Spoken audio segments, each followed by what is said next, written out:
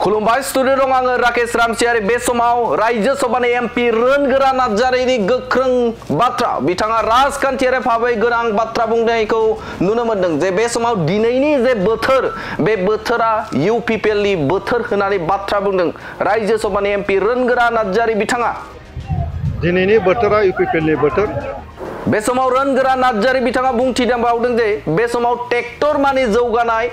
आरो ट्रेक्टर माने शान्ति होननानै बाथ्रा बुंदों बिथां रोनगोरा नार्जारि बिथाङा इउपिपिएल ट्रेक्टर माने जौगानाय ट्रेक्टर माने शान्ति बे बाथ्राखौ दिनै बुजिदों बे समाव राजखान्थियारि भाबै रायजो राजाफोरनि सिगाङाव बिथाङा बुंथिदों जे बे समाव ट्रेक्टर माने जौगानाय आरो ट्रेक्टर माने शान्ति होननानै बाथ्रा बुंदों बिथां रोनगोरा नार्जारि बिथाङा आरो बिथाङा बुंथिदों जे फैबाय थानाय समाव रायजो राजाफोरानो ओंखारबोदों जे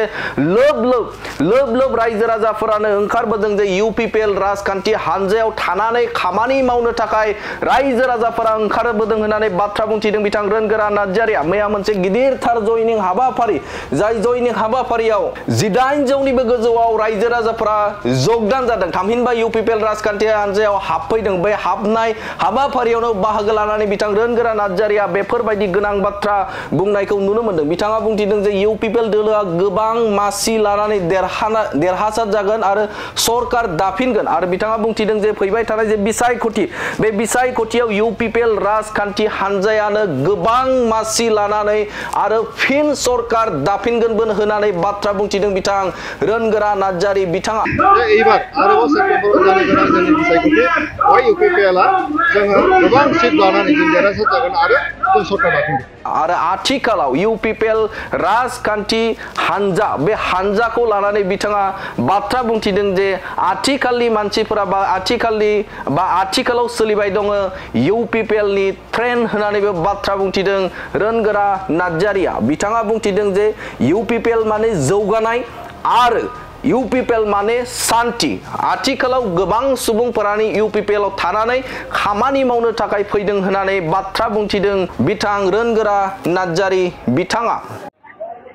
दिनैहाय नैबे अरां गाजुलियावहाय मनै सेरफांनि सिङावहाय गोबां जाथि जनगोष्ठीनि जोंनि गोबां दलनि रायजो राजाफ्रा जयैनो 1500सो दिनैहाय इउपिपिएलआव जगदान जाबाय दिनैनि बोथोरा इउपिपिएलनि बोथोर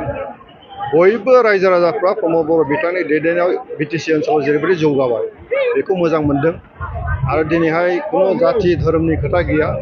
इउपिपिएल ट्रेक्टर माने जौगानाय ट्रेक्टर माने शान्ति बे बाथ्राखौ दिनै बुजिदों ओंखायनो दिनैहाय खना खनला जेरावखि थाया मानो बिटिसिनि सोरगिदिं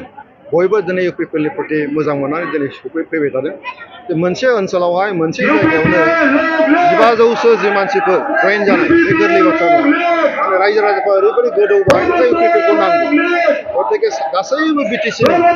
मोनफ्रोमबो समस्थियावनो इउपिपिएलनि थाखाय दिनै बयबो खामानि मावनो थाखाय जगदान जादों आरो जों बयबो आइ आफा रायजो राजाफोरखौ बेनि थाखाय जों साबायखर बावदों आरो जोंहा मोनसे फोथायनाय दङ जे एबार आरोबाव सेप्तेम्बराव जानो गोनां जोंनि बिसायख'थि बे इउपिपिएलआ